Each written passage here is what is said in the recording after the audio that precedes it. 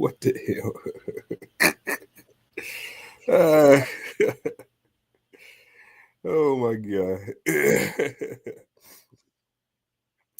Fly, Eagles, fly. Oh, Lordy. Oh, welcome, everybody, to another episode of Head to Head Sports. I'm your host, Brian Parker, along with my co-host, Mr. Randall Hargrove. How you doing, sir? Dude, I am severely under the weather, but that got that got me laughing. So I appreciate it. I remember that thing came in the mail, and I put that on. My wife was like, holy shit. Yeah, that's the last thing I was expecting to see. I was on a conference call, Microsoft Teams, for my day job, and at the end of the call, I put that on. Everybody just busted out laughing. They was like, "Oh my god!" I'm like, "Yep, you know what it is." Oh my goodness! Thank everybody for tuning in for another week of Head to Head Sports. Oh, let me get my little banner across. There we go. And I was sitting there doing the other stuff.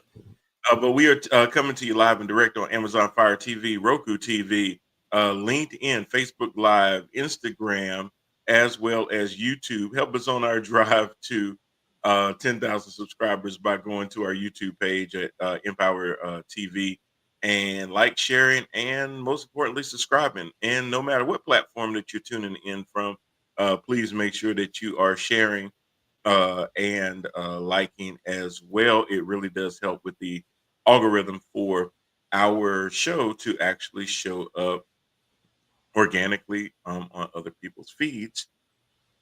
And that helps grow our viewership. And it has definitely been doing that. So we really appreciate everybody, whether you're joining us live or whether you're coming in on a replay.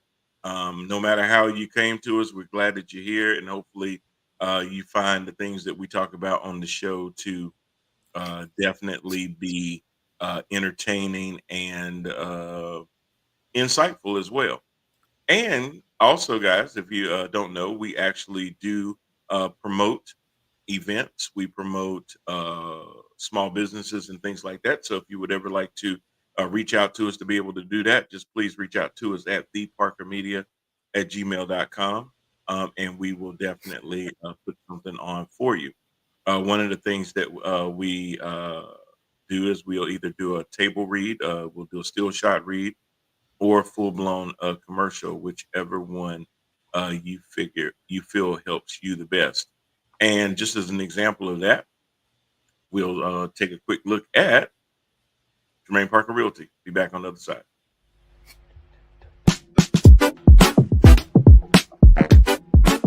Buying a home is one of the biggest decisions that you'll make. Here at Jermaine Parker Realty, we're here to help you navigate through that process. We know that a home is more than just a place to live. It creates memories. Here at Jermaine Parker Realty, we're here to help. Give us a call and let us get started on your journey.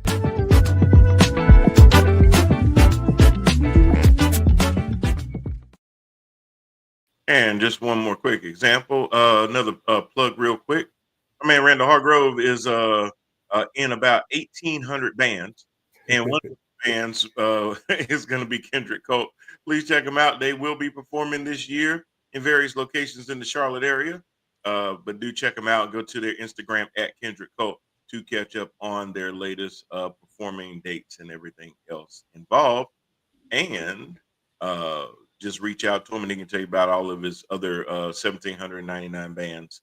Let Love Rule and Alice in Chains tribute band. February 22nd, back at the Brickyard, y'all.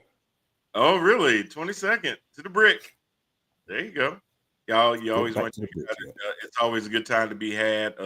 I saw a clip. I think you guys were at Goldie's. And y'all had a hell of a crowd out there getting it in. Yeah, that was a great time. Yeah. Very nice. Very nice. So I know y'all wonder how the man either sleeps or is this actually Rand or is it a clone? I'm not really sure on either. I think this is the original this time because he's under the weather. So, but I think some of the other times it could be a clone. I think Rand is in 3 places at once. So Yo, I need a clone, no doubt. I know that's right. Oh my goodness. Well, I hope you feel better, my man. But hey, there's a whole lot of other folks that ain't feeling too good either. That would definitely lead. One of those people would definitely be Josh Allen, who once again had all of the talks during the regular season as being MVP, and we'll talk about his nomination for the NFL honors. But again, when you have to go through Kansas City, no matter what great of a season you had, it just seems like it ain't never enough. And people are going to blame the officiating. And yes, there were some questionable calls. Here's the thing. Don't let the game stay that close. Don't leave any plays out on the field. Don't give what you perceive as the refs any opportunity to tilt the game. You can blame the officiating, I think, Rand, but I think a lot of times there's that kind of covers up some of the other things that were left on the field from a team. So I'm not totally convinced that, and I do love the memes of the refs practicing and stuff like that. They got Kansas City Chief uniforms on and stuff like that. It's always a funny thing to be had, but I think at the end of the day, I think Buffalo just did not do quite enough to win that game. They did not. I'm not going to sit here and blame the refs either. Kansas City is the better team. They were playing at home, and they got the job done. Man, it's just. Well, I mean, I feel bad for Josh Allen. He plays his tail off. Mm-hmm. Hardly ever injured, even though he runs all the time. He's not the doesn't get those Lamar Jackson type injuries from running. Right. He's so durable. And, a couple of years ago, he puts his team on his back, he drives them downfield, and what should have been the game-winning pass, 13 seconds left, the defense can't even hold for 13 seconds to keep him out of field range. Exactly. What else can Josh do? And then they get overtime in that game. I don't think he got an opportunity because the defense couldn't hold. Right. So then you fast forward to the AFC Championship for this year, a couple of days ago. He's under a heavy rush. He's falling back off of his back foot. He throws the ball up into a pocket, puts it only where the tight end has an opportunity to catch it for a first down, for field goal range, and a potential win in that game. And what does the tight end do? He drops it. So what else could Josh Allen do, man? I've had this discussion with a couple of guys in the cooler that think he's just this big flame out or like a Tony Romo type dude. Oh, what? Yeah, and I don't agree with that, man. It's like Josh Allen has the highest. This stat blew me away when I found it. He has the highest touchdown to interception rate in the history of NFL playoffs. 25 touchdowns to only 4 picks in the playoffs. Wow. And this man can't get to the daggone Super Bowl with those type of stats. That's crazy to me. Brant, this game, and yes, it was a close game, so it shouldn't be too much of a surprise. But this game was one of the most balanced games I've ever seen when you look at the stats. You look at it, first downs. Okay, the Bills were a little bit less than the Chiefs. They only had 22. The Chiefs had 28. Third down efficiency, 5 of 14, 5 of 9. Fourth down efficiency, they were better. They were 4 out of 6. Kansas City was 1 out of 1. They only had one. They only tried it once. Plays ran. They ran 68. Kansas City ran 63. Sacks allowed. They both allowed 2 sacks. They both punted the ball twice. Kansas City had a fumble loss. Buffalo did not. Nobody threw an interception. Time of possession, about 30 minutes each. Even the yards, 372 Buffalo, 368 Kansas City. Okay, and when you look at it and break it up by passing, 227 to 233. Rushing, 147 to 135. Yards per play, 5.5, 5.8. Yeah. Even. the playoffs are like Eminem said, man. You only got one shot. Yeah, You one only shot. got one shot. And if you don't take advantage of the one shot you get, then you just going home and you left to think about it until the next year. And we could go up and down the playoffs throughout the history of the NFL playoffs and find individuals who had that one shot and they came up short, and that's it for them. That's it, man.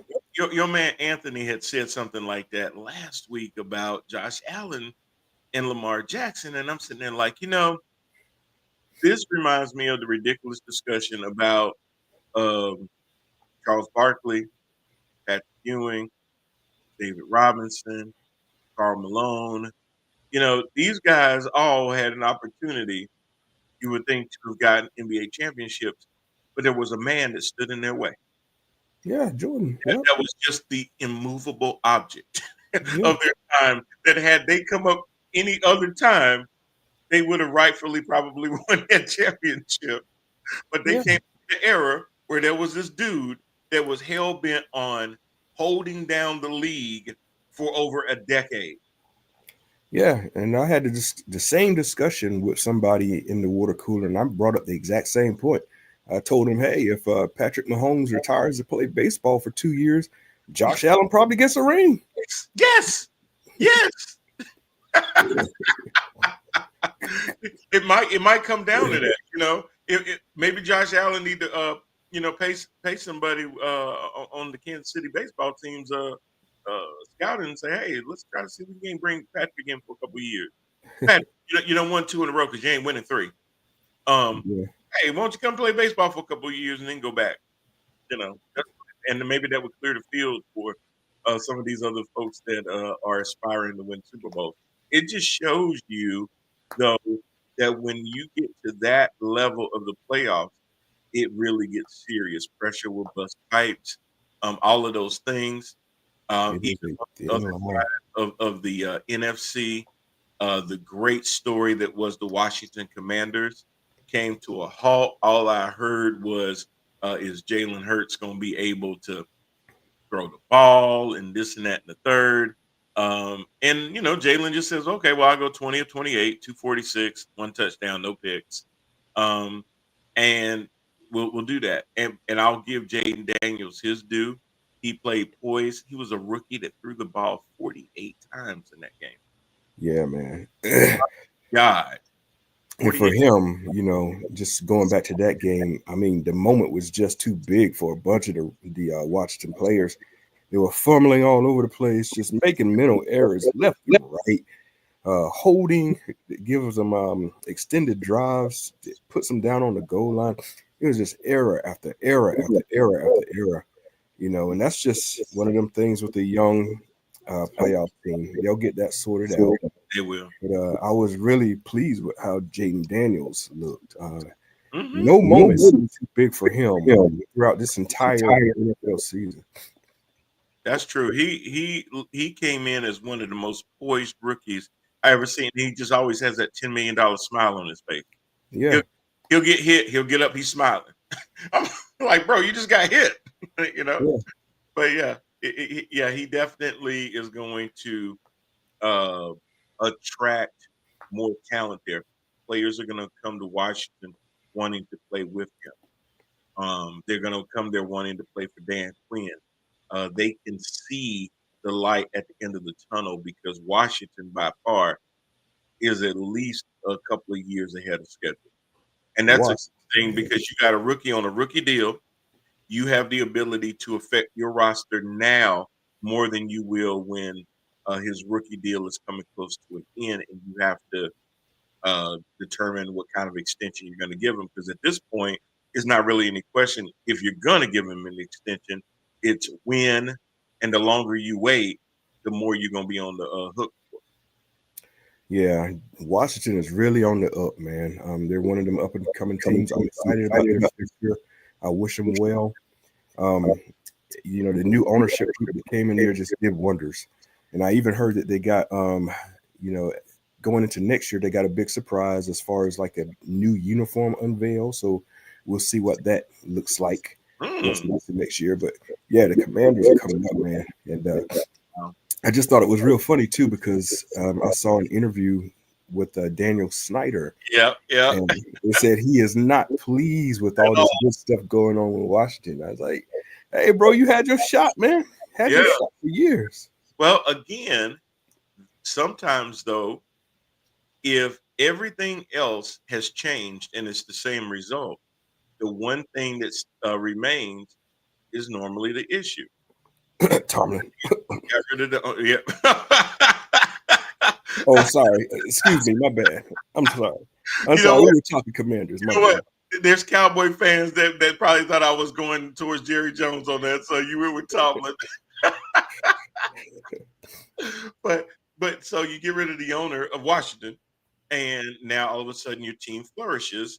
The same thing is probably true in Dallas, and to your point, the same thing is probably going to end up being true in Pittsburgh. I just see that's probably something. I think sometimes that's more of a realization that takes time. Now Dallas is just a little bit crazy, but I think when Washington finally realized, hey, look, it's the owner, man, it's the owner, and as soon as they were able to get the owner separated from the team, you saw that the team was able to burst out, grow, um, and basically get that albatross from around their neck. Yeah. Pittsburgh, I think because it's a team that's slow to change from a coaching standpoint, and sometimes that can be applauded, but sometimes that can just be, it reminds me of my criticism of John Fox when he coached the Carolina Panthers, that he was too loyal to to some of the guys on the team. Like even after they had run their course, they would just kind of keep them around even after their best days were behind them. Oh yeah, definitely. And you just kind of basically did it out of loyalty. Yeah. And this league is so not based on loyalty. It's based on production. What are you doing right now? Like I Yeah. appreciate what you've done, but when you can no longer do those things, as Cooper Cup is finding out, you become very expendable. And then nobody knows what I'm talking about because I'm going all over. Cooper Cup got notified by the Rams. We trading your ass. Yeah. I actually thought it would happen like during the season at the NFL trade deadline. If Same, same. I think they were yeah. trying, but he was just coming back from injury, and it was Yeah. going to be hard to do it. Yeah. But yeah, once the season ended, I saw that where they, shipping them on out of there, man. So Yeah, because now and it was only a few years removed from him winning the Triple Crown. See, and that's my point. You can go from winning the Triple Crown, and 3 years later, the team telling you, "Hey, yeah, we're going to trade your ass because there's this guy named Puka has come in and basically supplanted you as the number one receiver, that's and the business. now you're expendable." But That is when the I business. compare that to John Fox, John would have kept him around anyway. Yeah. And then I was like, no, you gotta cut bait. You gotta go keep trying to make your team better, because when you stop trying to make your team better and just let status quo be status quo, that gives other teams an opportunity to gain a leg up on you. And that's what I see with this I almost got raised. Commanders team. They're going to keep consistently adding more pieces for Jaden Daniels. You get another a strong number two on the other side of McLaren. I know De'Ami Brown performed well. I know Zach Ertz performed well. But you get a strong number two on the other side where they cannot even think twice about double teaming McLaren. Exactly. Brown is Woo! a number 3 receiver, man. They need a number 2. They get Yes. somebody in there like T. Higgins, it is on and popping. Oh God. Oh God. That would be perfect. Yeah. That would be perfect. Yeah, you get T. And I think they got a good chance at it because Cincinnati keeps talking about that they're confident that they're going to be able to sign Jamar Chase and T. Higgins. And I'm like, on what planet does that exist? Because both of them are going to command northward of $30 million. Yeah, and we all know Cincinnati's track record as far as paying their stars, man. It normally don't happen, man. So I mean, it's really going to be a pick 'em. It's either Jamar Chase or it's T. Higgins, but the likelihood of both, there's no way you would tie up at least about $128 million between three players. And they still have all of that issue on the offensive line. Yeah, I don't see it, man. I don't see it. Yeah, your quarterback is the most sacked quarterback in the league. You're going to top 100 and almost damn near 130 million dollars on 3 players that can't protect him. Him Don't being see one it. of them? No. It ain't gonna happen. Mm-mm. It financially, it can't happen. So I agree, and I think common sense is they're gonna do everything they can to keep Jamar, and the only way you keep T Higgins, the only way, and it'll piss him off if you franchise. Yeah, and that is going to lead to him being very pissed off, and I don't see that ending well. Might as well let him go get something for him. And it doesn't make any, and it still doesn't help you in the short term because you're still going to be on the hook for a whole lot of money because he'd have to be at the top 5 in this position.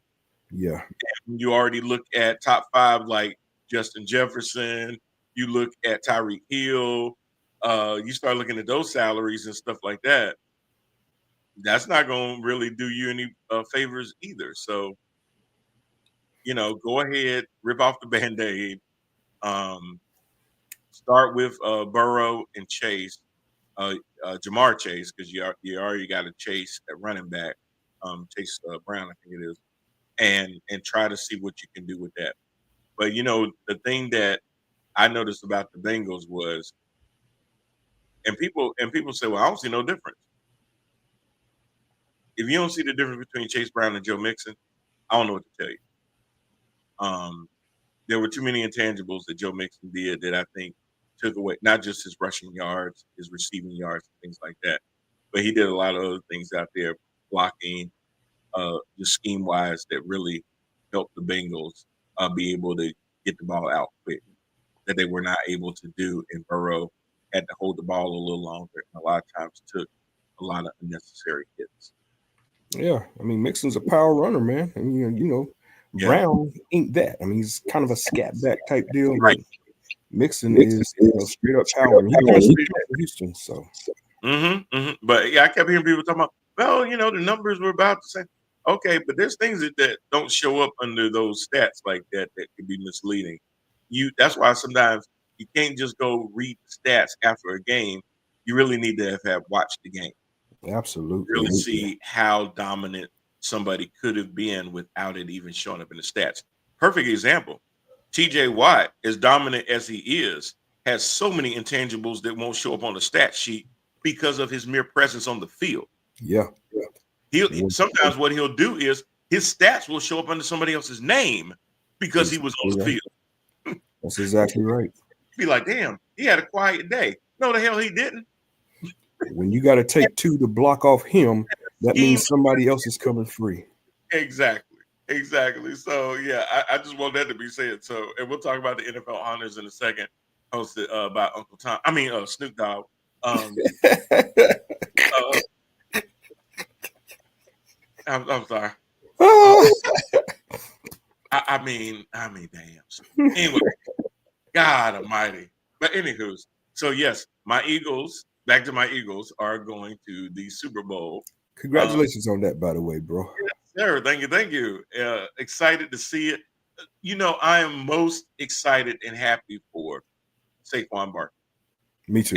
And I will say this too, though.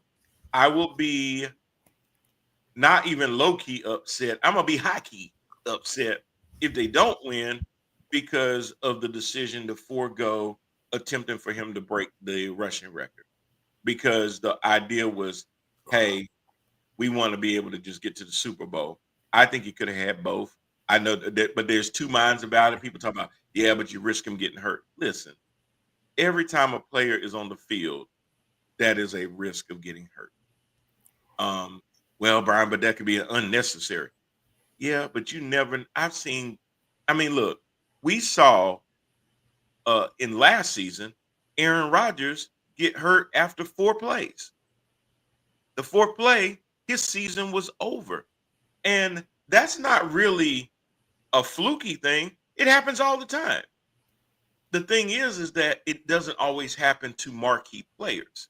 It may happen to a guy that you don't really know that much about, and they'll end up on the IR. whether it's the 4-game IR, full season because they got to go have surgery. It happens all the time.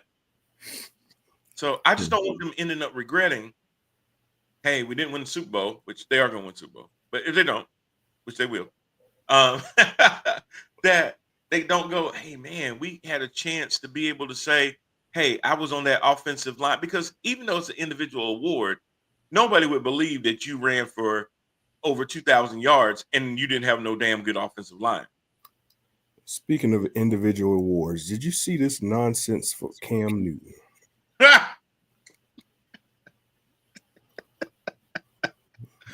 You know, I love Cam, but this is what I will say. And I watch him on First Take, and sometimes it's painful. Because Cam don't always use the best words. Now, that has nothing to do with what he said. Because the words he used were the words he meant to use. Where he basically would not trade his MVP for winning the Super Bowl. Is that where you're going? Yes. Yeah. Like the fans here in Carolina are happy with his freaking MVP award. Come on, bro. Come on, man. You know, we were happy with it up until he won the MVP, but there was unfinished business. That's exactly right. You know, were we happy that, hey, that unbelievable season had everybody buzzing about Carolina and Charlotte and everything else, and we were getting all this attention that we weren't used to because we're always afterthought. Yeah, that was great. But Cam, you know what I remember more about you winning that MVP? Your ass getting knocked to the ground, the ball come out, and you just watch. I mean, it's selfish football, bro. It's selfish football. Try to get it. He didn't want to dive on the fumble because he's a selfish player. Yeah. He always has been a selfish player. You know, the quarterback coaches trying to tell him about footwork, and he just dismisses them. And offensive coordinators tell him the same thing. He just goes off his athletic ability, and you know, just on and on and on and on. And then to hear about him saying that he would rather keep his MVP trophy because of impact to the game. You make no impact with one MVP, man. You could stop that crap right there. Listen, I almost forgot you had one. Patrick Mahomes is going to his 3rd straight Super Bowl. That's isn't even in the MVP conversation. Didn't even make it to the damn Pro Bowl. And who would rather have Patrick Mahomes or Cam Newton? I'll wait. You don't have to wait. And Cam, I even tell you this. You can even bring the MVP trophy out on the field, and they still going to pick Patrick. Don't nobody care about that MVP. No. Nobody cared about that MVP when 2017 and 2018 rolled around. That's just being honest, man. He's proud of it, I'm sure.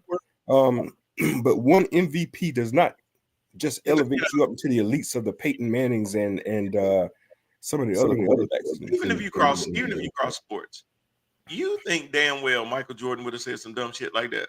Hell no. Hell no. You think Kobe Bryant would have ever said some dumb shit like that? No, absolutely not. Hey, you know, at least I won my MVP. I did my job. Yeah, he said that. Remember, he said that part too. I did my job. No, you didn't. That's right. Because when the ball got knocked out your hands, instead of sitting there scrapping, you watched. You did your job. Matter of fact, you went to jump on it and you jumped backwards. Right. Your job was not to win the MVP. Your job was to win the chip. See, this whole individual accolades and stuff and building my brand and all that stuff leads people to say stuff like that. Yep. I want to be an icon and entertainer. Yeah, all that stuff.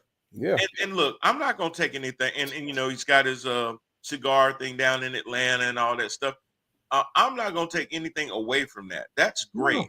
I want these players to be able to hold on to their money after the game is over and make great investments and stuff like that. But don't sit there and bring your individual accolades to a team game and act like, number one, yes, you won the MVP, but I specifically remember you having receivers that caught them some of them high ass passes of yours. Right. You know, I remember a line actually allowing you to break loose on the edges and come up with some nice long runs. I remember that. So yes, Yeah. you got the MVP, and that's my point with Saquon Barkley. And you know, Saquon, I've listened to him in interviews and where they call him on the sidelines where he wasn't mic'd up, but they call him talking to people.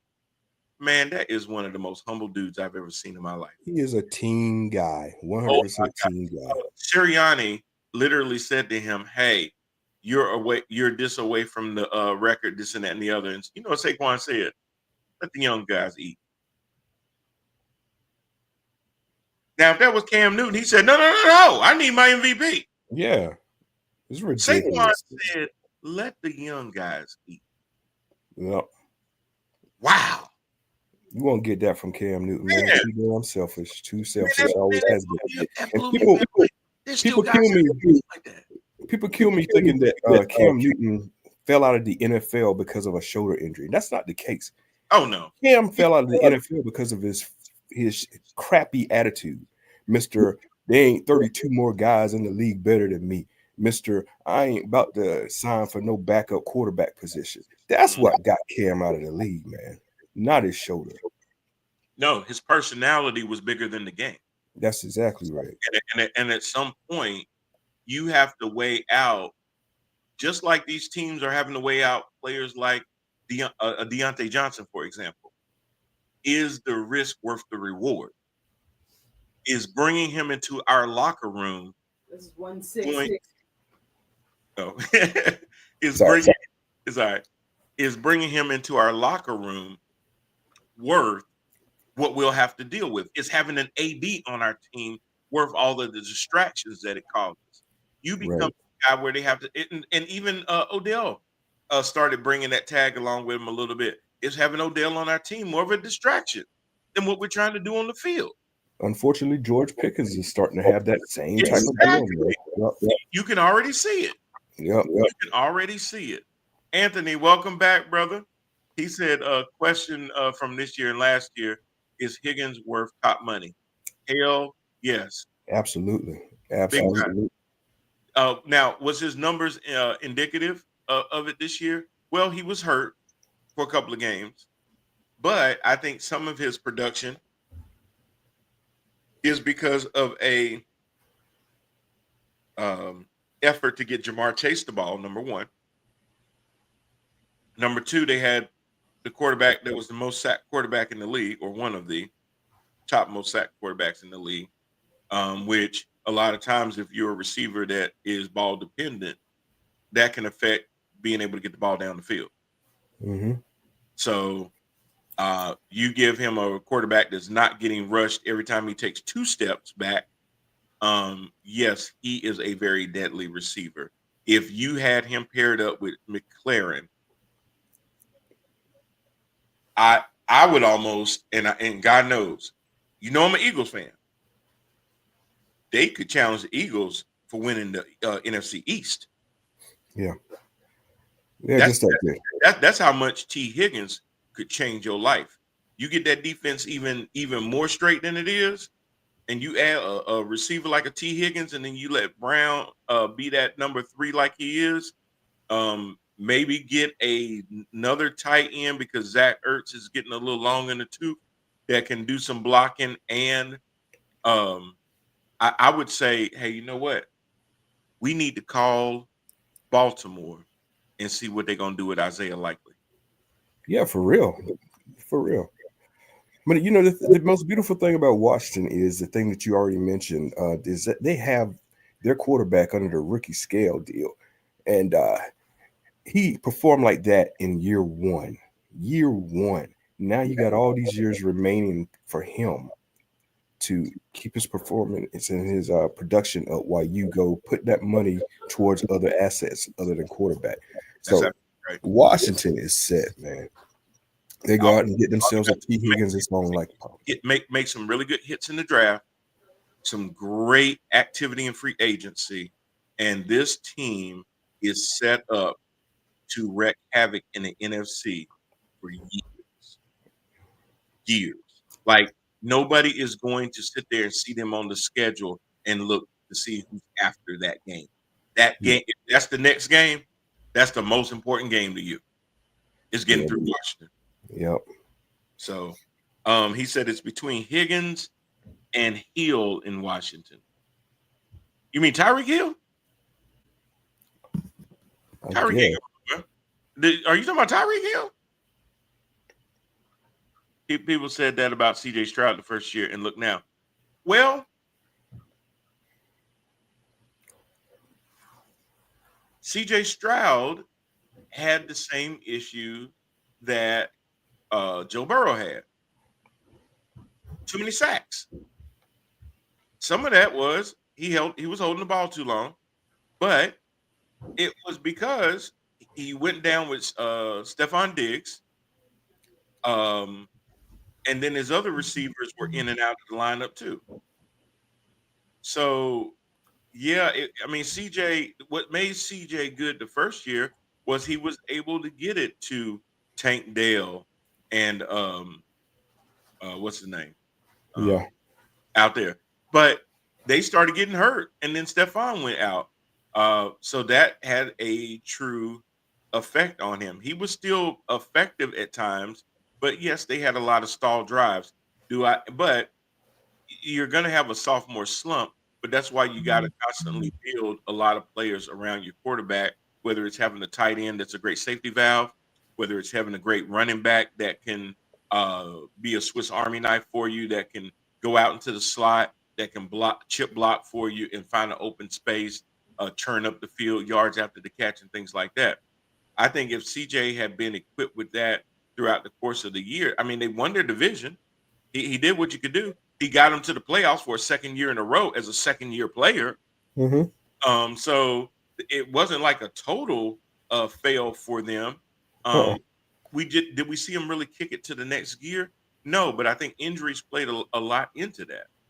And he had to hold the ball because he was trying to have to find receivers that maybe he didn't have that cohesion with in training camp and in the OTAs and stuff like that. Yeah, the problem is not uncommon. We see that a lot between year one and year two with quarterbacks. Their numbers take a little bit of a dip. Not necessarily that he had a bad season. Dude still passed for 20 touchdowns, 12 interceptions. That's a lot better than a lot of other quarterbacks in the league. Now, he was not as dynamic as year one, but year one, I don't think he threw like 24 or 25 touchdown passes. It wasn't that big of a dip. Will he be back next year? I feel confident that he will. They get Diggs back healthy. That's going to help out a whole lot.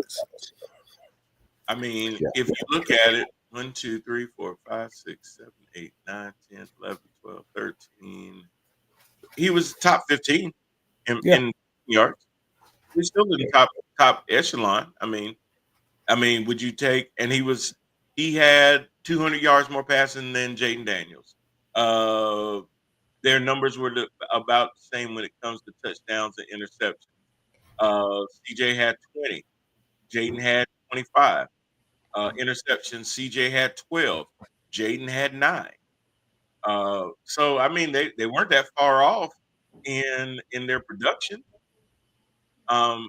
He's a second-year quarterback. Both of them have not hit the ceiling by any means whatsoever. They both are set up, and they both have very good coaches that are going to put them in very good positions to win. I have no question about CJ Stroud. I have no question about Jaden Daniels. I think they're both going to do well. As long as their teams consistently try to build around them. Both of them are in their rookie deals. This is the perfect time to grow your team, not only in the draft, but in free agency. I'll say that again because the only owner out there that thinks he can totally grow his team in the draft is Jerry Jones. Because he wants to credit for their performance. He don't get a credit from an established player because they already came to the team that way.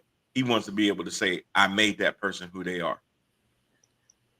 That's why he's going to die without another ring. I'm sorry to say it like that, Cowboy fan.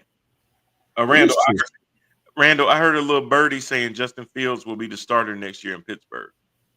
Justin Fields needs to be the starter in Pittsburgh next year. This does not need to go to Russell Wilson. I've heard some little whispers about signing Russell Wilson to a 2 to 3 year deal. Listen, man, he's starting. Yeah, exactly. Why? He's starting to show a little bit of rust. Yes, he has some great moments. Yes, he has some great passes, but Russ offers nothing at all in the run game. Whereas Justin Fields, who's the much younger, much stronger arm quarterback, he needs to be developed and needs to be out there. Let him make his mistakes. Hey, if Pittsburgh falls on their ass and they finally lose more than they win, then hey, that just increases their draft picks, man. Because right now they're stuck in the middle of no man's land. They're good enough to make the playoffs, but they're not good enough to advance either. So Right. you gotta just And you just gotta take.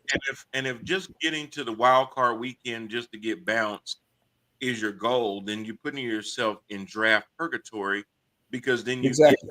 on the bottom side of the draft after all of the better players have been snatched up, or the ones that will immediately make an impact on your team.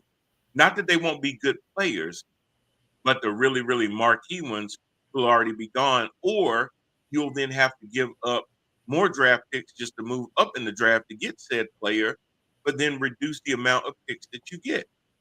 So you're killing yourself. Um, Yeah. so at some point, and I keep saying this, you have to rip off the Band-Aid and say, listen, if we don't get the quarterback right, it doesn't matter what else we do. Yeah. And now, and if you don't, and here's my thing, Pittsburgh, if y'all don't want to get the quarterback right, then you need to do right by TJ Watt and let him walk. Yeah. You need to let him go to the team. You need to do the Myles Garrett. Myles Garrett. Cleveland needs to let him walk. You need to let him walk like we let Christian McCaffrey walk, because we knew good and damn well hell we were not going to do right by C-Mac. Hey, go on over to San Fran and do what you can do over there to help them get to the Super Bowl. He damn sure did. Didn't win it, Yeah. but he helped get there. But we're only holding these great players back when we're sitting in iffy land with quarterback carousel from hell. Just like Yeah. Atlanta sat there and said, we paid Kirk Cousins all this money, but we found out we really like Penix. And we're going to go ahead and probably eat some of this money that we just paid Kirk. I mean, think about it. Seattle did that when Russell Wilson came on the scene. They just gave Matt Flynn a hell of a lot of money. Yeah. And Pete Carroll said, I like this kid. Yeah, but we just paid Matt Flynn. Yeah, but I like this kid. And they went with that. And sat there, ripped the Band-Aid, and took the hit, and it worked out for them. And sometimes teams, that's what you really have to do. You got to be able. It's the same reason Cleveland is suffering, because they keep looking at what they paid Deshaun Watson and won't sit there and look at what their eyes are telling them, that this is a lost cause. By the way, with Cleveland, they may be going after Justin Tucker for a kicker, I hear. Yeah. He fit right in. So they can consolidate the massage therapist.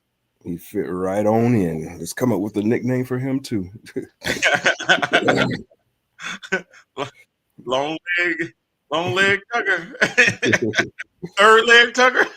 Yeah. Yeah. Oh, White God. Power Tucker. But yeah. Pittsburgh, I think they should go with Justin Fields, man. I mean, you got him at a bargain. You got him at a really good, rate or whatnot. You need to sign him to a long-term deal. Yes, he was 4-2 as a starter before you sat him down for Russ, but he wasn't making those downfield throws during that time. But again, Pittsburgh pretty much went the entire year without a second wide receiver. Only had George Pickens the whole year. So I mean, and the only difference when you talk about down the field is Russ had because of that moon ball he throws, had a little bit more success getting the ball downfield to Pickens, but when it counted, he didn't even really have that. Yeah. So an older quarterback struggling to make explosive plays is one thing. Your younger guy just did not obviously feel comfortable putting the ball in harm's way to get the ball, forcing the ball to Pickens. which in some ways I applaud him for that because he was really trying to take care of the ball because he just came from a team where the knock on him was he couldn't take care of the ball. Yeah. My thing is when Russell Wilson is in shotgun position, he receives a snap and he drops back. Everybody knows exactly what's going to happen next. He's throwing it. He's throwing it to somebody. When Justin Fields is in that same position, he takes, say, a snap in a shotgun formation. Yeah, there's a bunch of things that he could do out of that snap. So people don't really know what that is. He can run left, run right, go straight up the middle, go between the guards like a running back. He's talented enough to do that. Or he could just throw it. He's got options there too. So I would roll with him, man. If I was I would work this whole offseason with him, getting his confidence intact. Yes. He is so afraid, I believe, that if I do one thing wrong, I'm going to get yanked. Yeah. And after 4-2 start, you proved him right. Yeah, you did. In the short term, Tomlin looked like a genius by doing it. But there's nothing to say that 4-2 start wouldn't have turned into, 6-3, 6-4, 7-4. There's nothing to say that it wouldn't have done that. It just so happened that Tomlin ended up being proven that what he did didn't hurt the team.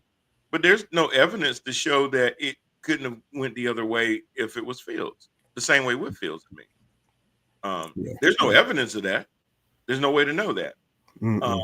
But there was nothing in the performance to make you think that he couldn't continue to grow on the job while he was in the job. You knew that by just putting him on the sideline or putting him in for a package play here or there, that it was not going to help his growth as much as actually being under center. Yeah, I mean, he was put in a tough spot. When you are that young and you come in as a starter for the Steelers, but you know that a Super Bowl winning quarterback is breathing down your neck, and any mistake you make, that Super Bowl winning quarterback is going to come in there. You're going to play carefully. You're going to play cautiously. Exactly. Yeah, you're going to do that. Yeah. So we saw that, right? But give that man a chance with him being the number one and some college kid underneath him. And let's see where he's not looking over his shoulder. But yes, they're having very good practices where they're being challenged and everything else. I don't like just clearing the path for a quarterback, but I don't also like a quarterback thinking that, if I sit there and run this play wrong, I'm going to get snatched out the game. Yeah. Or first interception that I throw, or hell, maybe I have a multi-interception game that I'm going to that in the press conference after the game, they're going to say, any deliberations over changing the quarterback? And you're going, well, we'll assess the film and we'll make a decision. Instead of the coach going, no, Justin is our quarterback this week, and he'll be our quarterback next week. Next question. It makes a huge difference. It does. Knowing that you have the confidence of your coaches will mean a lot. A lot of times people think, oh man, these guys get paid all this money and they can't be that touchy and that soft. Okay. They need that money. They a lot of them get incentives on the number of snaps that they get and stuff like that, or hitting this mark and that mark. And you cannot do that with a backwards ball cap and a clipboard in your hand. That's right. They got to pay bills like the rest of us. Just because they what they pay on costs more, don't mean that them bills don't exist. So exactly, they definitely want that bag just as much as you want that little bit of bag that you get. That's what I would say with that. But that's a good question. Anthony also says the problem was you signed Wilson and told him he was a starter day one before the injury. Well, yes, but that was for, in fairness, you told him that because at the time, the idea of Justin Fields being on your team wasn't even realized or thought that could even happen. That's right. It came later. So when you went into that conversation with Russ, out of anybody else that was currently on the team, he would be the de facto starter. That's true. But that's how fast things can change. You blink and things can totally change. That was a problem, though, which is why I would say, hey, Russ, you're going to have every opportunity to be our number one starter. to be our number one. That's redundant. To be our number one quarterback. A lot of that is going to depend on other moves that we make because you can't foresee stuff in the offseason, how things are going to shake out. I mean, hell, 3 years ago, you had Kenny Pritchard and what's his name? That's what I was getting ready to say. When, Trubisky. Yeah, that's what I was getting ready to say. They had Kyle Allen on the team when they told Russell Wilson that. Right. They did not foresee a deal in which they'd be able to pick up Justin Fields. So. Right. So now that definitely made you go, well, wait a minute. Similar body styles. Both of them running quarterbacks. One used to run a lot. One he doesn't run anymore because of the age. And you start going, well, wait a minute. What's the upside to one versus the other? And then you really had to start looking closely. Well, this one can get you more in the RPO game than the other one. Nobody's going to be afraid that Russell Wilson, even though he did have a couple of nice little runs, but you could tell they were laborsome. Like they were not easy runs. When he did take off and squirt out for 8 to 9 yards, you could tell, boy, he was pushing himself as much as he could. Justin Fields still makes running look very, very easy. And that's the modern NFL, man. I mean, that is the modern NFL. When Josh Allen is out on the corner and he cuts it upfield, he's a threat. When Lamar Jackson does it, he's a threat. When Hurts does it, he's a threat. When I've seen Mahomes do it in stretches. Mahomes had 2 rushing touchdowns that past game. Quarterbacks like Bryce Young or Russ do it. I mean, they could get some yards, but it ain't a threat. Yeah, and you know that they're not going to put themselves out there. That's one other thing that I did notice about CJ Stroud as I was just looking at him on my screen. He did cut back on his running. That was one of the only things that concerned me because he was trying to be more of a pocket passer. I don't think that really hurt his production as much, but I think it caused the threat of him running to take away from another wrinkle.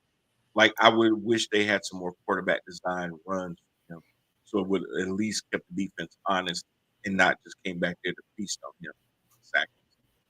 Yeah, you lose your number one wide receiver, it's going to change what you do. I don't care what. And it's true. When you have a good running game, it affects your passing game. Look at Philadelphia. When Saquon Barkley is doing what he's doing, and you got A.J. Brown on one side and Devontae Smith on the other side, you can't double team A.J. Brown. Devontae going to eat. Dallas Goedert going to eat. Aguilar's going to eat. You can't double team Devontae. A.J. Brown's going to eat. Dallas Goedert's going to eat. Hell, Saquon going to catch balls. So sometimes just being so dominant on one side of the ball makes I'm sorry, not one side of the ball, but one facet of the offense can make the other parts of the offense tick too. Mm-hmm. It just does. Miami had that experience when Tyreek and Jalen Waddle were doing their thing. It didn't matter if you had Achane back there. It didn't matter who you had in the backfield. They were eating so much because they opened up that offense, spread offense. So, but Pittsburgh, they definitely need to just say, hey, we need to move towards the future. We have a great stud in TJ Watt. We got Highsmith over there, but those guys are not getting any younger, and we need to do right by them and make sure that we're putting the best product on the field, or we need to be able to let them go. And that brings me to Miles Garrett asking to be publicly asking to be traded from the Cleveland Browns so that he can pursue a championship. But it's going to come at a cost that I don't think the Browns want. I mean, I don't know if the Browns are going to be able to pull. You're going to have to get 2 number ones for Myles Garrett. Mm-hmm. I mean, and that might not be enough. You might have to get 2 number ones, a 5th and a 6th, a 5th and a 7th, something like that, to be able to get Myles Garrett. And the other team that pulls in Garrett will more than likely have to then open up talks to give him an extension.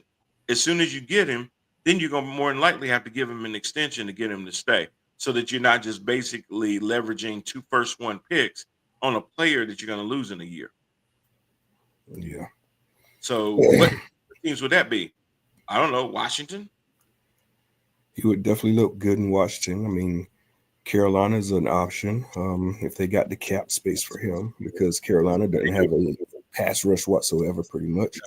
Nope. The Falcons would be an option, but I don't know about that, though. They're paying so much money to Kirk Cousins still. So, yeah, he's got options out there, though. I mean, you're talking about a premier defensive end who's led the league in sacks for quite a few years. I mean, what would he look like on the Jets? He'd be awesome on the Jets. You know, he'd elevate pretty much any defense that's out there. Yeah, he really would. Yeah, he would. Hell, you bring him down to Houston. Mm-hmm. Jesus. You got a young kid on one side, you got him on the other side. Will Anderson? Yeah, Anderson. Yeah, you got Will on one side, you got him on the other. Boy, D'Amico Ryans would love that. Oh, yeah. He'd be salivating, man. Or could you see Pete Carroll making a phone call, bringing his ass to the Raiders? I can see that, too. Crosby's getting a little older. You got a little stud now in your receiver out there that's doing some stuff. All you got to do is get your quarterback. You got him anchoring that deep. Didn't Khalil Mack left there and went? No. Didn't they get Khalil Mack from Chicago the same way that they would have to get Miles Sanders? They had to give up some picks to get Khalil Mack from Chicago. I think Mack is in LA now. Is he now? Yeah, okay. So, but yeah, so I'm just saying there are definitely some options. Anthony says he's 29, going to be 30. What long-term deal you talking about? 2 years? I'm not giving him a 4-year deal. Why not? Yeah, if you don't give him a 4-year deal, somebody will. Somebody will. 30 is not a 30-year-old is not the same. It depends on the position. It depends on the position. We're not talking running back here. Right. Is there anything in Myles Garrett's performance at 29, other than some toe issues that he had last year, that would make you pause on a? Now listen, Anthony, a 4-year deal is really a 3-year deal. The last year is pretty much voidable.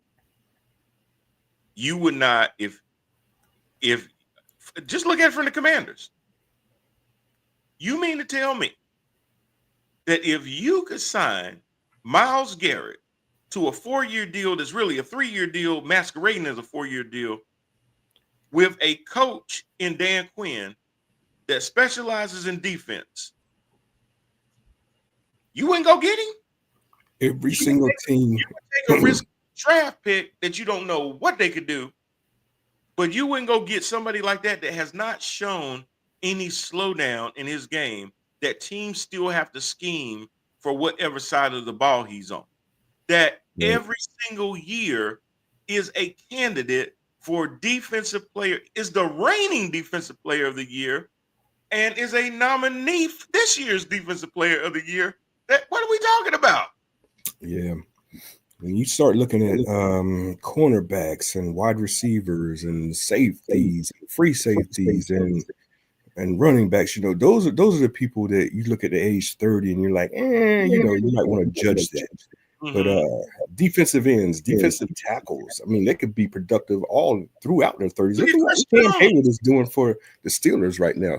Still playing at a premium level, and he's like 35, 36 years old. So look at Chris Jones on the Chiefs. Chris Jones, same way. So, yeah.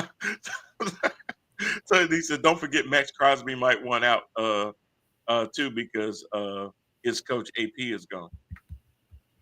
Well, I mean, look, Max Crosby has been a great player for a while. He is getting bit by the injury bug, but when available, he is still a force. And I think a team that's really, really close, could they use him in a rotation? Absolutely. I wouldn't waste him away on a team ain't going nowhere. But is he one of those guys that could really be in a rotation? Absolutely. Myles Garrett is a wrecking ball. I mean, he takes one side of the field away. Even the running back don't run on that side. He flushes them the other way. He makes you scheme. It changes your A gaps and your B gaps when you're setting up blocks and stuff like that. You got to figure out where this dude is, because if he runs through that gap, he's going to blow up the play before it even gets started.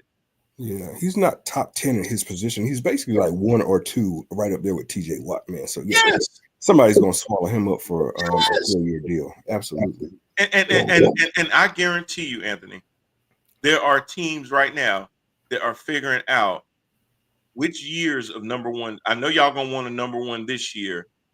You're gonna want a number one. I'm not gonna give you our 26th number one, but maybe I can give you my 27th. Maybe I'll give you a 5th round pick that could turn into a 3rd round pick based on performances and stuff like that. They do that all the time where it changes. They did the same thing with Justin Fields when they got him to Chicago. Based on the number of snaps he played, it would go from one round to the other round. He would be a great fit in New England. Yes.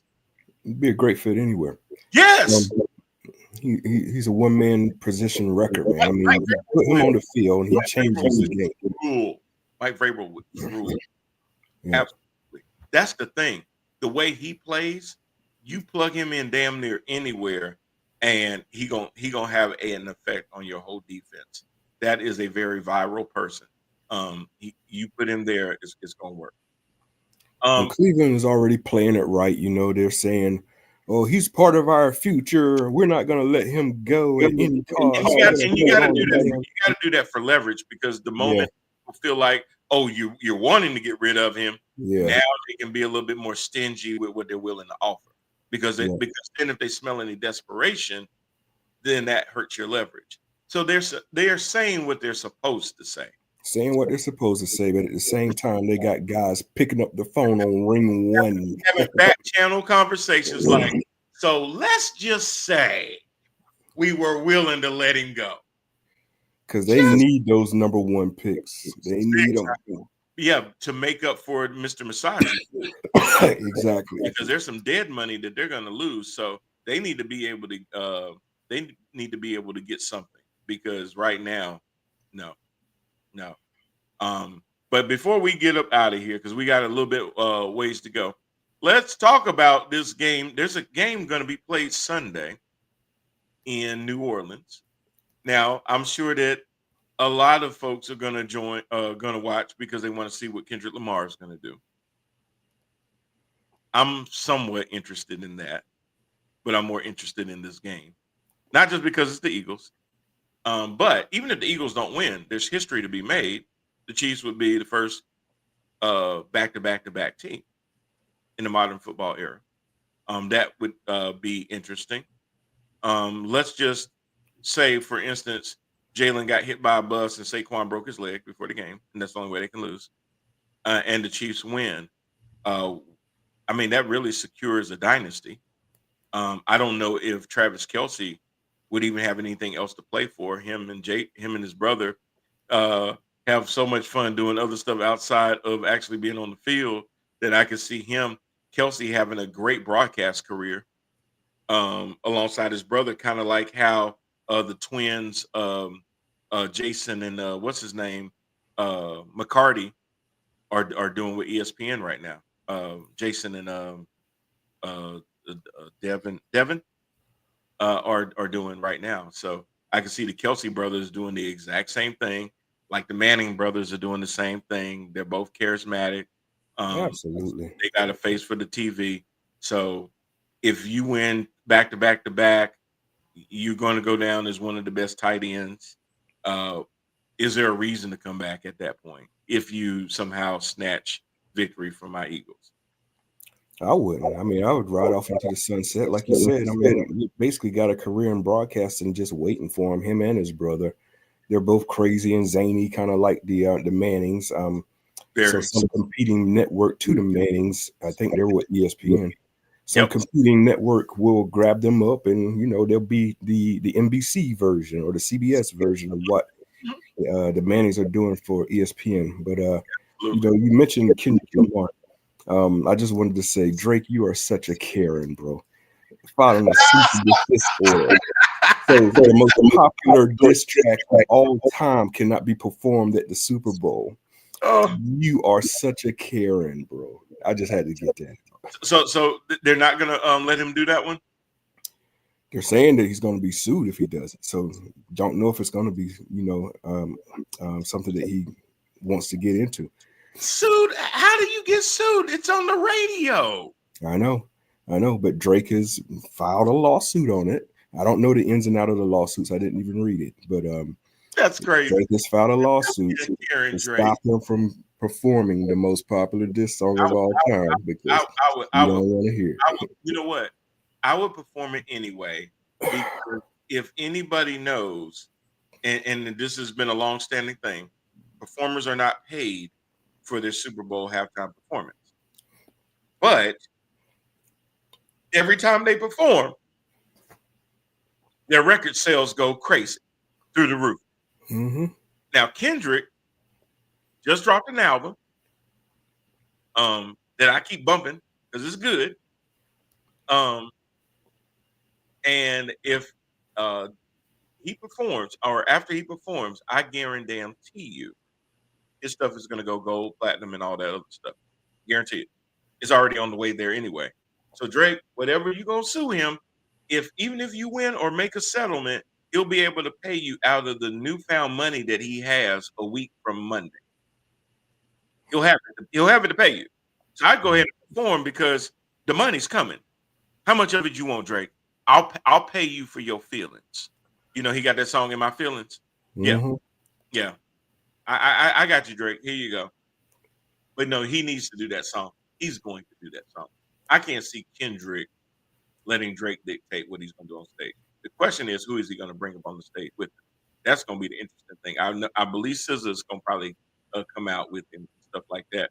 But it'll be interesting to see if Rihanna comes out where they do Loyalty or a piece of that or something like that. But he's got plenty of songs that he could do outside of Not Like Us. But he definitely needs to do Not Like Us because everybody gonna get up for that. I mean, my God, Mr. Drake, I'm telling him. Golly, Karen Drake, I love that. Soft.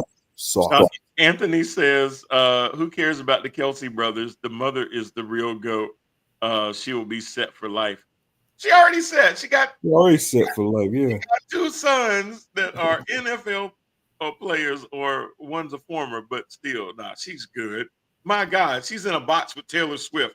Come on, how much sweeter, Donna Kelsey? How much better can her life be? Seriously. Yeah. Hell, she's set right now as we speak. The hardest time for Donna, I believe, is when the Chiefs and the Eagles played 2 years ago in the Super Bowl. That was the hardest thing for her, was to watch her sons actually end up playing each other. But at the same time, how exciting is that your sons play on the biggest stages like that? Can't lose. Either way. Can't lose. Yeah. Oh, but to answer your question about who cares about the Kelsey brothers, let me put it to you this way. If Travis retires, you're going to see who cares. Because Fox going to go after him. ESPN going to go after him. Oh, it's going to be CBS going to go after him. Oh, trust me. You're going to see who cares. You might not like him yourself, but trust me. They love that look on same thing with Tom Brady. They love the look. Mm-hmm. I get more out of Romo and Greg what's his name? My former Panther. Tight end. Oh, Olsen. Olsen. I get more out of Greg Olsen and Tony Romo from their analysis than I ever do out of Tom Brady. But Tom Brady looks the part. Looks the part, talks the part. Yeah. Right. The Kelsey brothers are super entertaining, super funny. I mean, exactly. Listen, got his podcast out there right now. It's doing very well. It's just the next step. The next step. He said, "Yeah, the Kelsey brothers are more TV watched than the Manning boring ass, but they still get views. They still getting them views, man. As corny as them commercials is about Peyton or Peyton are, they get views. All them dry. Some people do better dry comedy. That would be Peyton and Eli. They do very well with that dry stuff. but people eat it up. So yes, I could see the Kelsey brothers taking that to a whole nother level because they are hilarious. They really are funny, They are. hilarious. So I would watch them. I ain't gonna lie, I ain't got no man crush on them, but I would watch the hell out of them. But let's talk about the big game because we do have a game. And Rand, my my prediction is, and it's not being homerish at all. I think the Eagles gonna win this game. I'm hoping the Eagles win this game, man. I am just so sick of Kansas City pulling it out in the final moments of the game, time and time and time again. I just want to see them come up short just one time, especially if it means that Saquon is going to win himself a ring, because that's the ultimate story for me right there, man. Oh, me too. And also, and somebody told me the other day, they said, yeah, I really want Saquon to win because it would really be another FU to the Giants.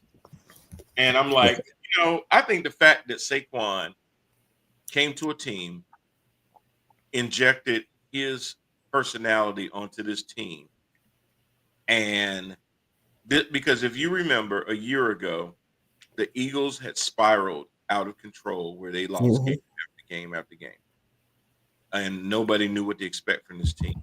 They bring and it could have went a lot of ways. People were talking about Nick Sirianni being on the hot seat. They talked about breaking this team up. They bring in Saquon, and they turn the switch back on, and they move forward. I think that's already been the ultimate FU to the Giants because the Giants made it seem like that Saquon was getting rid of Saquon and keeping Daniel Jones was going to be the key to them springing forward. And if anything, they fell completely apart. Yeah. Saquon never wanted to leave New York. They forced his hand. And also, if you remember a year ago, we were talking about the devaluation of the running back position. And if having a Saquon Barkley, a Josh Jacobs, a Derrick Henry, a Joe Mixon, and Aaron Jones did not show you the value of a running back, hell, I don't know what did. So those guys right there, that whole group of guys, and then some others, really, really showed us, hey, before y'all start acting like running backs are a dime a dozen. Yeah, that's a good point, man. You need to really think twice about what you're saying. Still an important position. Still a very key position in what you do offensively. So hopefully it increases the value a little bit more after looking at what Henry has done and Saquon has done this year. Absolutely. So that's who I'm going with on that. I think it's going to come. I think it's going to be a defensive game the first half, and then I think I'm looking for Saquon to get 2 rushing touchdowns. And after seeing what he did with Washington, I don't see that really being a problem because Kansas City's back is a little bit more suspect. That front four, I'll give him that. But I think if he gets to the second level on some of these guys, yeah, they're going to have their hands full too with those 2 wide receivers that the Eagles got, man. Brown is a mismatch for any of the defensive backs that they got out there. Yes. So I'm really looking forward to that. Absolutely. And even though Mahomes does have the ability to take off and run, I think Zach Bond is waiting for him to do that. I think Zach Bond is going to be waiting on that. You heard the AFC ref team got suspended. Yes, I did. They got suspended. Yeah, you're talking about from the Houston Kansas City game? Because they did. The AFC Championship ref crew got the AFC Championship. No, I didn't hear that one. Yeah, I knew the ref team from the Houston Kansas City game got. None of them got invited to do any of the other games because they evaluate them and then they'll tell you, okay, based on performance, this is going to be our officiating crew. So that's pretty interesting. I'll read your breaking news in a second, Anthony. That surprises me, and then it doesn't surprise me at all. But the NFL Honors hosted by Snoop Dogg is going to be tomorrow. I mean, when you make a video talking about which one of y'all lame ass is gonna sit there and perform for Donald Trump, yes, sir, I performs for you. I'm gonna sit there and rip y'all to pieces, and then the next thing I see your ass Bojangling. I'm sorry, bro. I can't even do gin and juice for karaoke no more because of your ass. I know you ain't gonna let them in the big house. All that. Look, Stu, we went past the T-Mobile commercials and all the all the commercials and stuff like that. You get in your bag. That's cool. But bruh, you went a little far. That's all I'm saying. You went too damn far. I can't come back. I can't even do hot in here anymore. I can't even do where the party at, the Jagged Edge and Ellie. Y'all just messed it up for me. Anyway, I can't even do Rick Ross. Well, I wasn't really doing Rick Ross. But anyway, I'm not gonna miss that one this much. But anyway, AP Most Valuable Player. Your 5 finalists: Josh Allen, Saquon Barkley. This is amazing. Joe Burrow, Jared Goff, Lamar Jackson. Who you got? MVP for that. I'm giving it Saquon, man.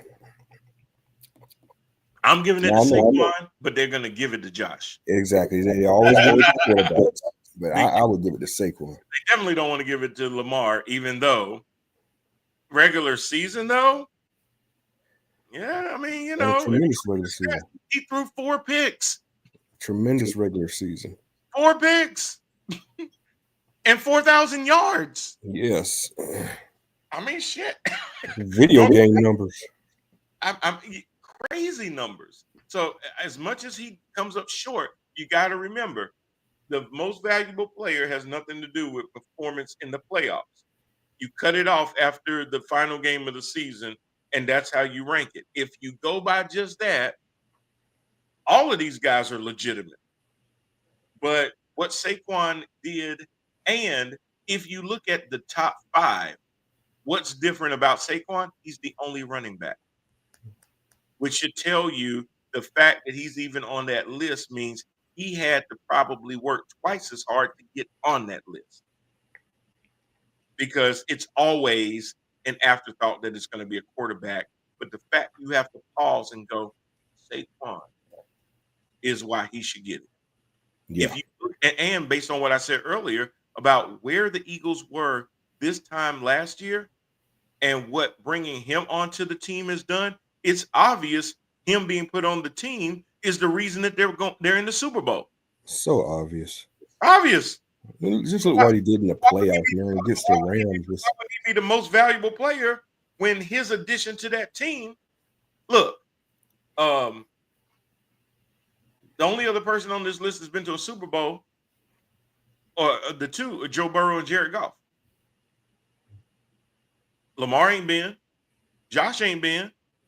Saquon is going after being bounced from a team, coming to another team that spiraled out of control.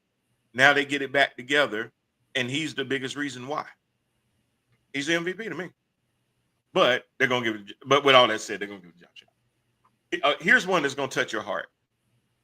Defensive Player of the Year. And the contestants are Zach Bond, Philadelphia Eagles. Myles Garrett, Cleveland Browns. Trey Hendrickson, Cincinnati Bengals. Patrick Surtain, Denver Broncos. And, of course, TJ Watt, Pittsburgh Steelers. Whew. That's a heavy group, man. Yeah. I mean, being a homer, I get it, but you can't be mad if they don't give it to TJ and they gave it to some other guys. Okay. Yeah, I'm serious. I mean, I don't even know who to pick off of that. You know, Watt stood out like last year. He was just dominant above all other nominees. This year, he's kind of melting back into the pack a little bit with those other guys. So I don't know. Anthony says TJ Watt. I could kind of see Surtain and Garrett and Bond. You know, I'm an Eagles guy. I can see Bond based on what he did with them. but I'm still going TJ Watt myself. But I would be surprised if they give it to TJ. I'm gonna lean that they're gonna most like. Well, Myles Garrett just won it, so they may bounce back to TJ Watt. Who's leading in sacks? That's your winner. Did he lead in sacks this year? I don't think TJ Watt did. No. I don't think it is. I don't have it up anymore. I would have to look at that and see. But that's a good point. Now, here's the one that I think is going to be the crappy one. AP Offensive Player of the Year. Saquon Barkley, Joe Burrow, Jamar Chase, Derrick Henry, Lamar Jackson. I would go Derrick Henry. I would too. However, I think it's going to be Saquon because I think they're going to give the MVP to Josh and give the offensive player to Saquon as a, hey, we ain't going to give you the MVP, but we'll go ahead and give you this one as a consolidation. Like they normally do. Mm-hmm. Which really makes it crappy because the other four guys on here should have a fair shake at this, but I think they're going to give it to Saquon by default by not giving him the MVP. Yeah. I just had that feeling. But in their own right, what Joe Burrow did, even though he got sacked the hell out of, the numbers that he put up were numbers good enough to go to the playoffs. His defense just did not have numbers good enough to go to the playoffs, but it wasn't because of offense. And of course, Jamar Chase would be on that list because a lot of the reason that Joe Burrow had those numbers were because he was passing to this sick man, Jamar Chase. And then King Henry, my God, you're talking about being 30? How old is Derrick Henry? You would take Derrick Henry on your team right now, Jerry Jones? Shit. I would take a 35-year-old Derrick Henry. Shit. He ain't that old, but I'm saying he closer to 30 than he is closer to 25. Every time you say that man's name, it always reminds me of the conversation we had in preseason where somebody asked me, what was I afraid of Derrick Henry for on Baltimore? Right. We found out. Oh, yeah. Derrick Henry is the ultimate FAFO. Yeah, we all found out. That should be his middle name. King FAFO. There's a lot of guys that when they close their eyes, they still see Derrick Henry hitting them. Yeah. I remember when as soon as they signed him in free agency, I was like, Baltimore won the North. I gave it up to them. They won the North. That elevated Baltimore just like adding Saquon elevated Philly. Absolutely. They are those kind of players. Offensive Rookie of the Year. This is hard too. Brock Bowers, Raiders. Damn, he had a great year as a rookie. Now listen, before I go any further, keep in mind his quarterbacks were Aiden O'Connell and Gardner Minshew. Mm-hmm. Okay? Keep that in mind. Yeah. And he was breaking records as a rookie tight end. Mm-hmm. With Gardner Minshew and Aiden O'Connell, the two quarterbacks that got Antonio Pierce's ass fired. Keep it in mind. Okay, but I digress. Jaden Daniels, Malik Neighbors, Bo Nix, and Brian Thomas Jr., the wide receiver from the Jacksonville Jaguars. Of course, they're going Daniels, man. They're going to because of the fact that of what he did to that team, what he did to that city, bringing a buzz back to Washington. Please, it's Jaden Daniels, hands down. Oh, I agree with you. And Anthony, I'm not saying that it's not Jaden Daniels. I'm saying that that's a hell of a list, though. What Brock Bowers did because of who his quarterbacks were. What Malik Neighbors did because he had damn Tommy DeVito and Drew Lock. Yeah. And Daniel Jones. You're a ball dependent position and you overcome your quarterback. Damn. It ain't like you're a defensive player and you go out there and you wreak havoc. You're an offensive player, ball dependent on the quarterback getting you the ball. You have the crappiest quarterbacks and you're still in consideration for Rookie of the Year. Same thing with Brian Thomas Jr. Sunshine wasn't doing nothing down there in Jacksonville because Dougie P got fired. Just throwing it out there, Brock Bowers is that new tight end one. It ain't Kelsey no more, man. Facts. Oh, Facts. yeah. Absolutely. Facts. Absolutely. Facts. Absolutely. Here's the thing. If Kelsey wanted to keep playing, he would have to stay with Kansas City because you can't really put him on another team and get that same old Kelsey back. Andy Reid and Mahomes have a chemistry with him that I honestly believe would only really replicate in Kansas City. I don't think because of his age and slowing down that he would. I think he'd be serviceable. I ain't saying he'd be a bum or just a guy, but he definitely wouldn't get that same thing that he gets right now in Kansas City. So it's either stay with Kansas City or going up to the broadcasting booth, bro. They're waiting on him. Bo Nix had a good year. It was up and down at times. But you're right, Anthony. Jaden Daniels did it with his arm and legs. That's the key. He did well, not only that, but the poise of this guy.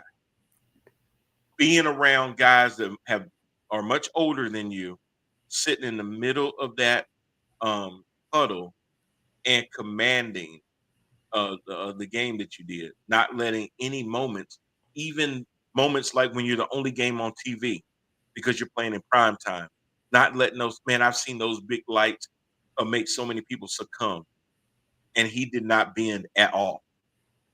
It was almost like he took that and let that become adrenaline for him. And yeah, it's definitely Jaden Daniels. If it's anybody other than Jaden Daniels, believe me, what they're gonna do in DC is gonna make January 6th look like child's play. I'm just saying. It's all about the highlight reel with that award, and that award is going to include a highlight reel and where he has a last second Hail Mary against Chicago. There's no way he loses that award, man. At all. All right, defensive rookie of the year. This one is going to be interesting. You've got Cooper DeJean of Philadelphia Eagles. Now, here's the thing: you got two Eagles on this list. That's crazy. Brandon, and same thing with the Rams, which is crazy, but I agree. Braden Fisk, defensive end of the Rams.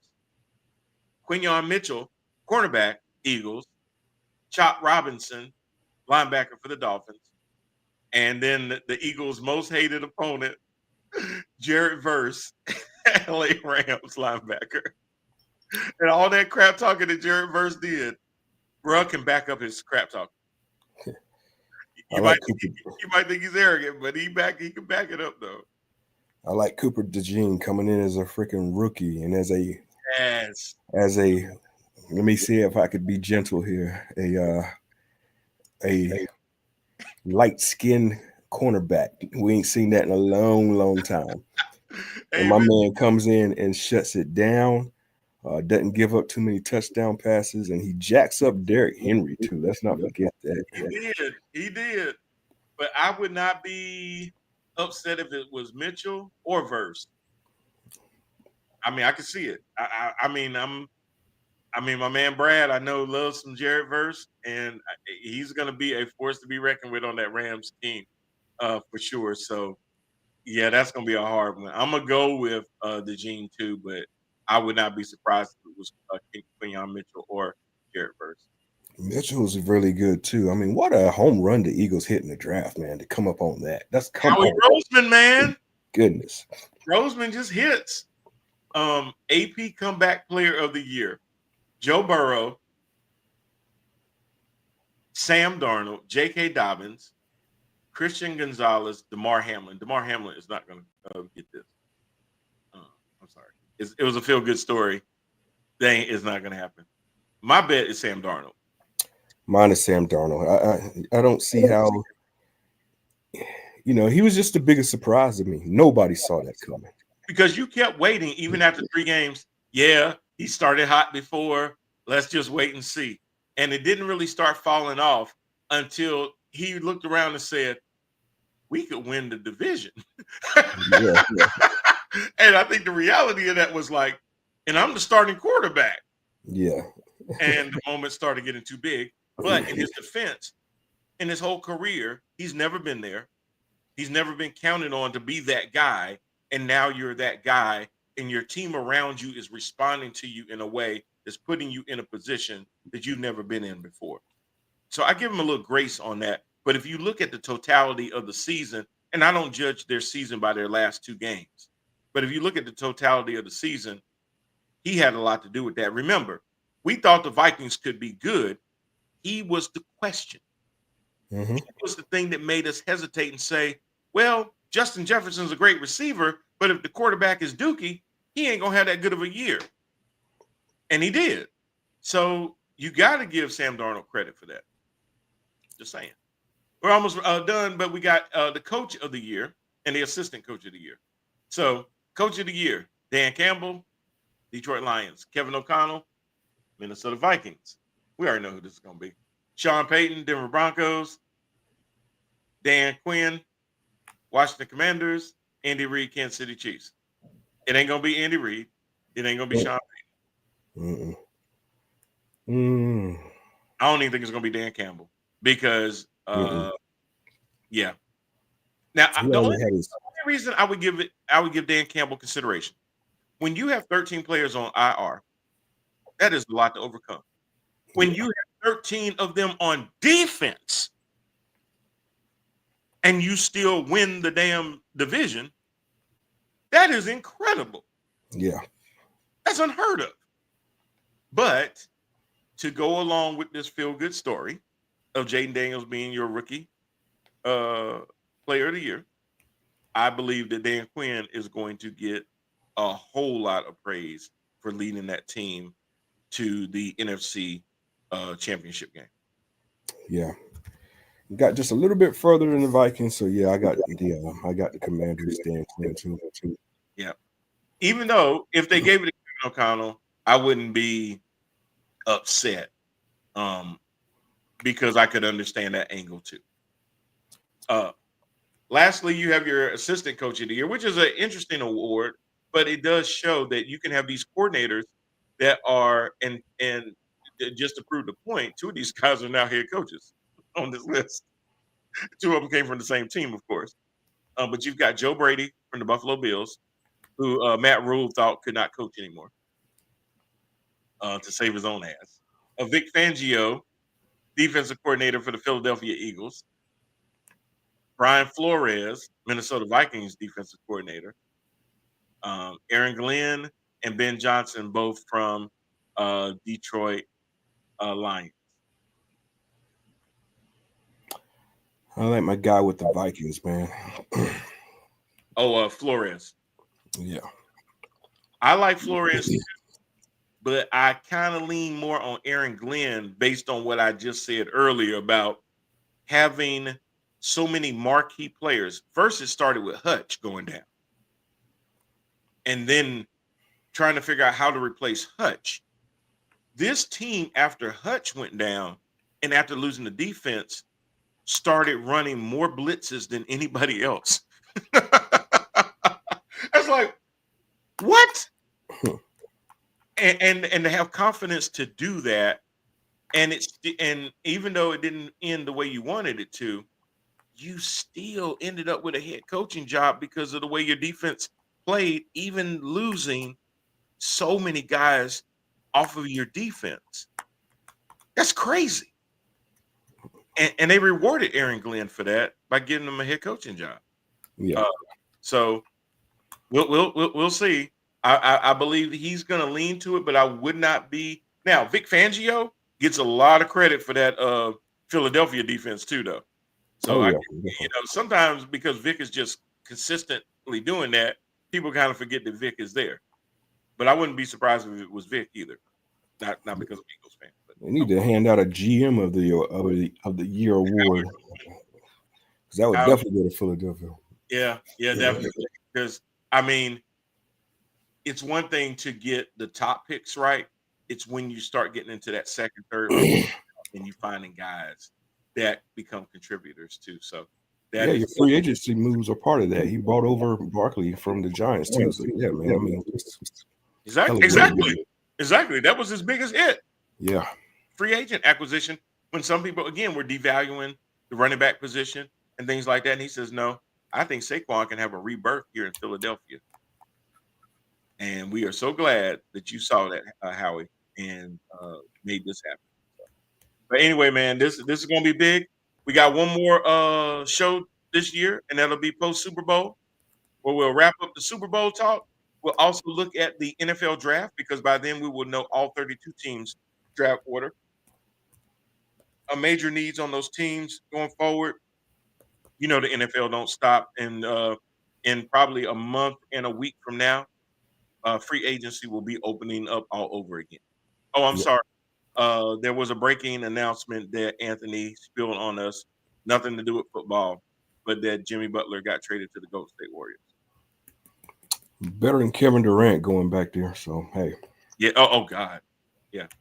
Look, after what just happened with Luka, nothing will ever surprise me again in the NBA. I'm just going to leave that there. That's just some craziness. So, but we'll see how that all goes. And we'll see how this Super Bowl week pans out. I will be on next week, whether my Eagles win or not, because I think it's going to be a good game. But I'm looking for them to put up 55 on the Kansas City Chiefs.